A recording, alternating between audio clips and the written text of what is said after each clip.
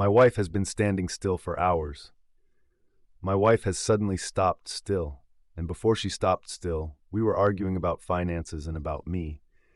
She just wasn't happy about the situation with our marriage and everything in general. I became angry, and in the middle of her anger, she stopped still. She still had that angry face, and her body language was still showing signs of anger, but she was still as a statue. Then, as I tried to get her to stop messing around, I just went upstairs and tried to cool off and then went out. Then my eldest teenager called me to say that wife is still standing still. I came home to find my wife still standing still, and my eldest was also confused. I tried to calm my daughter down, and it must have been 5 hours at this point that my wife has been standing still. It didn't make sense at all, and I tried annoyingly tell my wife to snap it out. Nothing came back, and I wanted her to shout at me and tell me that I am useless. Something isn't right. My eldest daughter started to cry and shout at her mother to stop whatever she was doing.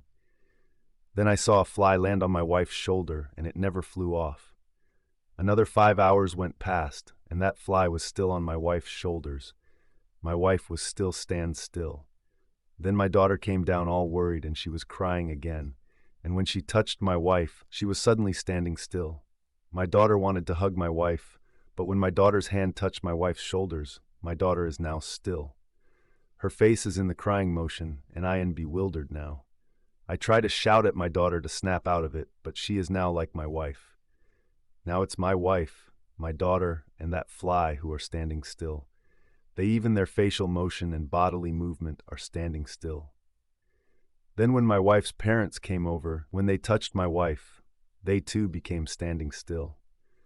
Then when my wife's best friend came over, she touched my daughter's shoulder, and she too became standing still. This was becoming absurd, and I was out of my wind with hardly any idea on what to do. I called over my friend, and he had an idea on what to do. He told me to get out for a couple of minutes. Then I heard chainsaw, and my friend chainsawed my daughter's hand, and then my daughter was moving, and as well as my wife's best friend. My daughter was screaming in pain, but her chopped-off hand was still attached to my wife.